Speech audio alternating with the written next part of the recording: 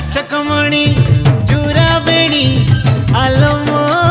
जीवन पिता मते छाड़ी सुना करी